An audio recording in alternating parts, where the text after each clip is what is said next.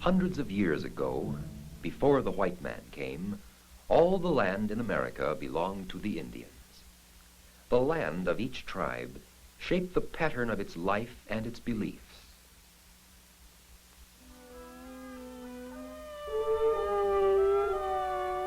In the east lived Indian tribes who fished and hunted, who farmed and traded and made war. The earth was rich, and the forests were alive with animals. In the west, the buffalo grazed on the broad plains. Here, the Indian tribes were homeless, setting up camp as they followed the herds. In the sun-baked lands of the southwest were peaceful tribes who lived by farming. On the northwest coast, where rivers flowed through rain-drenched forests, the tribes were fishermen who lived in plenty. There were more than 300 tribes on the North American continent with their own languages and their own ways of living. Let us choose one tribe from each of the 4 regions we have named and see how they lived.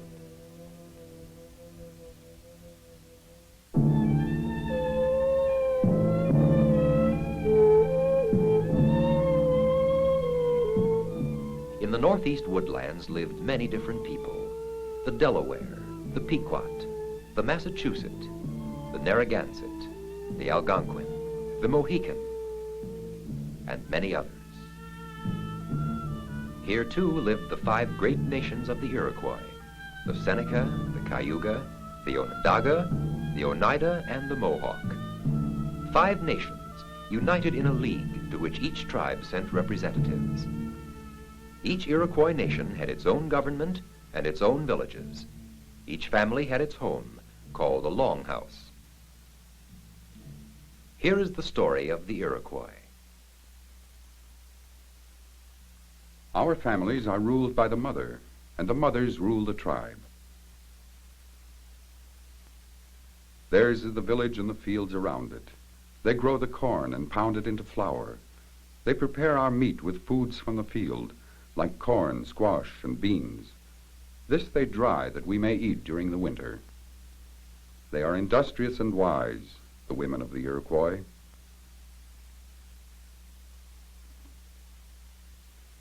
Winter is a restless time for our people. Often there is famine.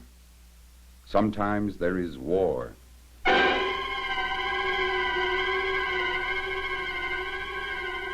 We put on war paint upon the vote of the Great Council of 50, the elected sachems of our people.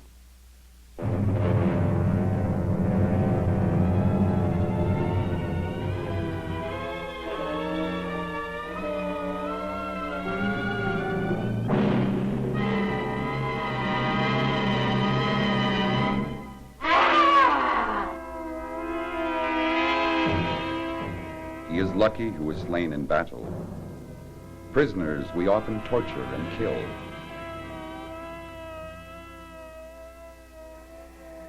In the winter, we must eat sparingly of the corn that dries in the long house. Evil spirits lurk to enter our bodies, and even the body of our chief, the head of our clan, is not safe from them. For our clan mother, the sickness of our chief is a great sorrow, for he is of her family. Our warriors sit in sadness and repair their snowshoes, and long for the day when the sun will win the sky again. Our women sew and listen to the wind that fills the night with wild dreams. Some dreams, we believe, bring power against the evil spirits that cause sickness.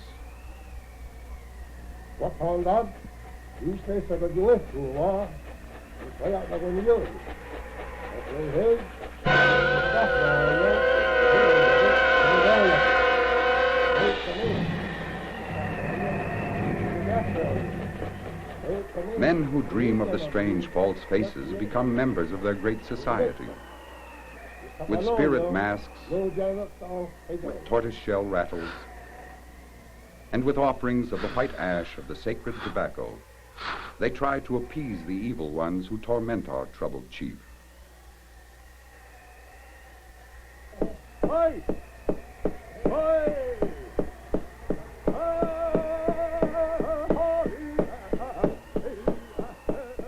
partake of this sacred tobacco, O mighty Shagajoa. You who live at the rim of the earth, you who stand towering, caring for the people.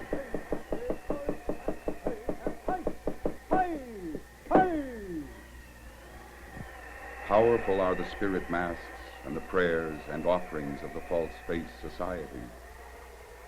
But sometimes the evil spirits are more powerful still.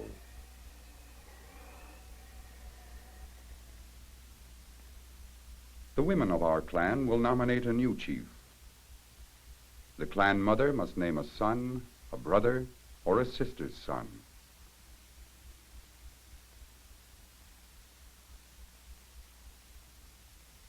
Each woman speaks about the one who has been named.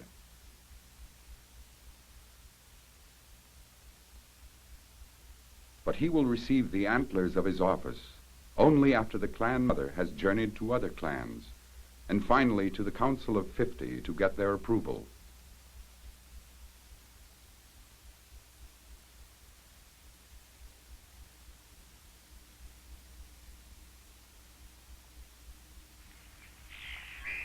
When the snows melt and the earth lies warm in the spring sun, our women till the soil and plant the corn. In each mound they place an offering to the mighty god Shagajoa. The fish will decay and enrich the earth, and the plants will be heavy with ears of corn. So lived the people of the 5 nations of the Iroquois in the eastern woodlands many years ago.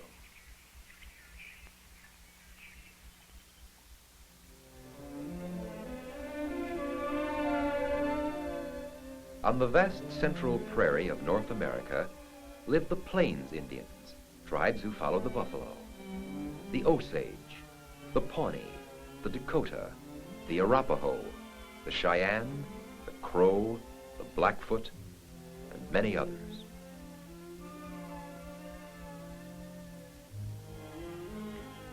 Let us choose one of the Plains tribes, the Sioux. Their horses, brought to America by Spaniards many years before, made these western tribes masters of the plain.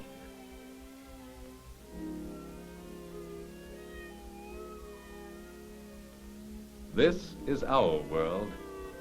The great power Wakanda has sent us all the 4-legged creatures of the earth, all the winged beings, and all the plants.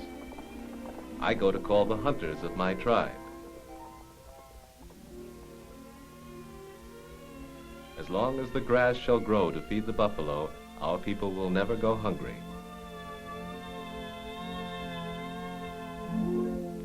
We set up our teepees at sunset last night, and already our scouts have found a herd. Now we will have buffalo meat for food. We will have bones for new weapons, leather thongs for bowstrings, skins for moccasins and clothing, and skins for new tents. The buffalo brings all things to the people of the Sioux.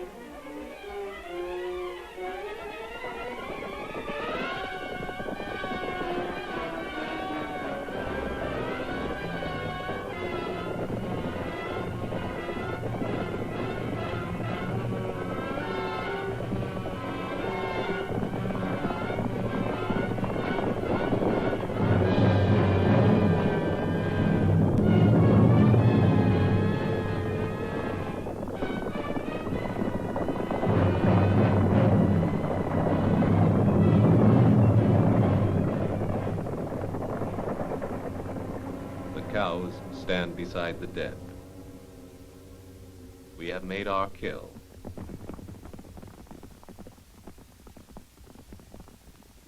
Now the women must come for the hides, the meat, and the bones. They'll bring everything back to camp.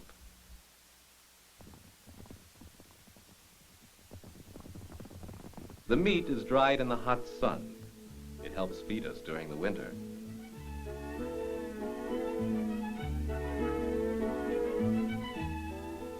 Our women grind the dried meat and mix it with dried berries and herbs to make a food called pemmican.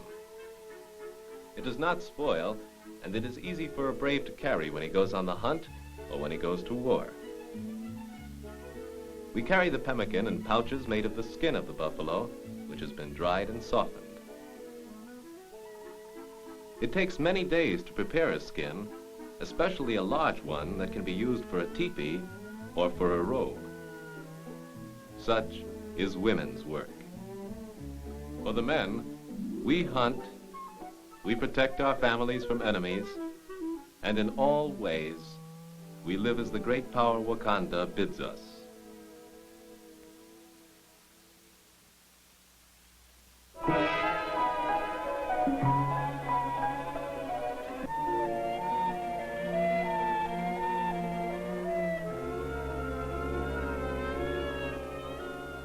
In the dry lands of the Southwest were tribes who lived in piled-up villages which the Spaniards called pueblos.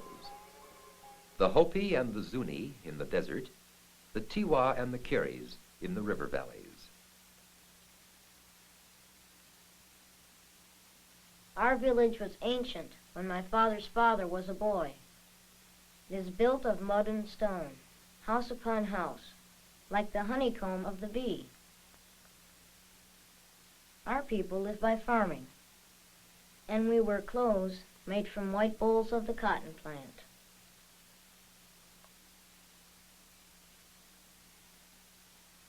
Up the ladder and down the ladder is the only way in and out of our houses. There are no openings in the thick walls of the first level. Each upper level is stepped back with the working space in front. At night, we pull up the ladders and sleep without fear.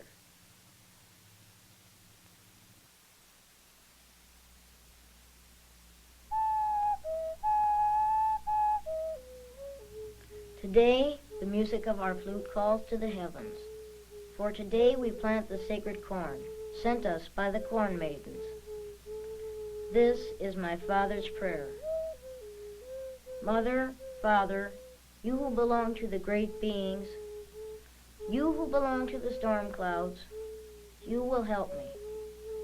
I am ready to put down yellow corn, and also blue corn, and red corn and white corn. I am going to plant today.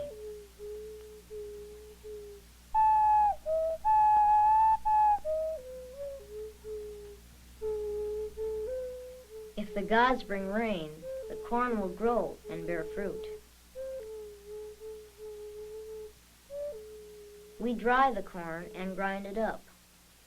We have many kinds of corn, and my mother knows many ways to cook it. I like the sweet corn best when it's fresh from the fields. Then we have beans and squash, too. The women mix cornmeal with water and with the sacred salt. I have gone with my father to bring the salt from the lake of the salt woman. My mother bakes many kinds of bread. The people of the Tiwa village make beautiful pottery. The woman who is most skillful of all teaches her art to her granddaughter. It is a great honor. She teaches her where to find the best clay, how much water must be used to moisten it, what forms are best for different needs. It will be many years before her pupil will have fingers which can smooth the wet clay like this and give it shape.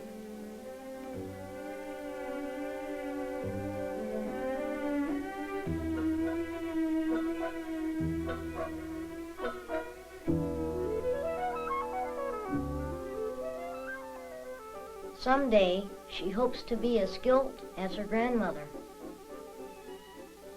By then, perhaps she will have a daughter of her own, and she will teach her daughter the ancient art.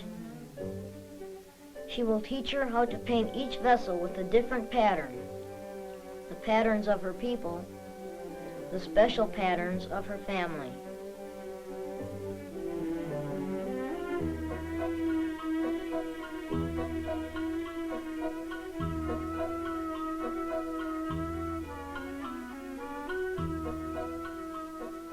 And when these vessels have been baked in the fire, one kind is useful for holding water, and others for holding dried corn, for baking and for eating.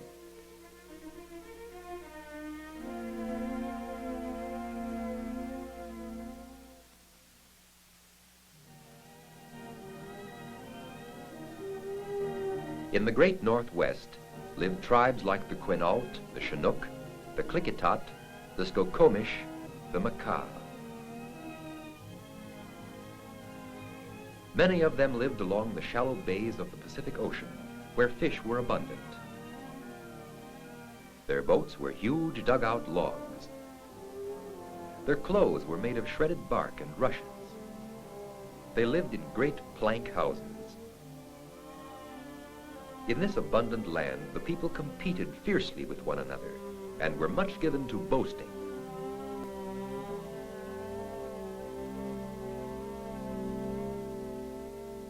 I do not boast as others do in my tribe, yet my fish are always the largest. The waters in the forest are good to my people. The salmon run thick in the streams, the halibut in the bays. The smoked meat keeps for many days. When we tire of fish, there are deer and bear in the forest. Our boats are made of cedar logs, soft and straight-grained. The wood takes shape from the pounding of our sharp stones. A man's craft comes from his father, in the same way that he will someday receive his father's office and his father's wealth. Our headman, Chinook, has the greatest wealth of our tribe. So that all may envy his great riches, he invites the headmen of other tribes to a potlatch, a ceremony of giving. He has gathered all his wealth about him. How rich are the money beads that he gives away. Lucky is the wife of the chief who gets them.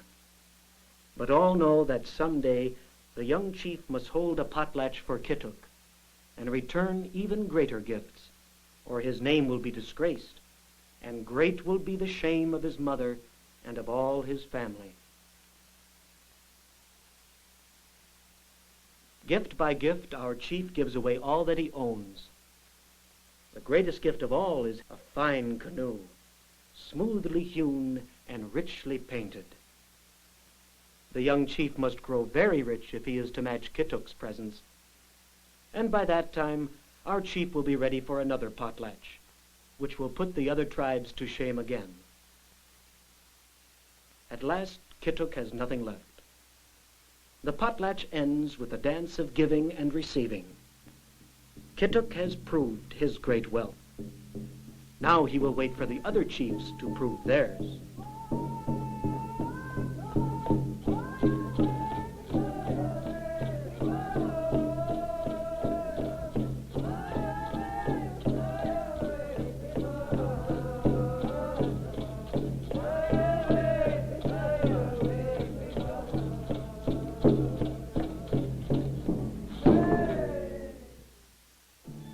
So lived the Indians of North America hundreds of years ago, when the first settlers came. We've seen but a tiny part of the lives of 4 representative tribes, among more than 300 tribes that peopled the continent. Hunters, warriors, and farmers of the eastern woodlands.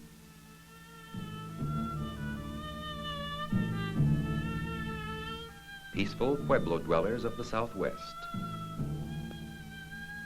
Skillful buffalo hunters of the Midwestern plains, and wealthy fishermen of the abundant Northwest.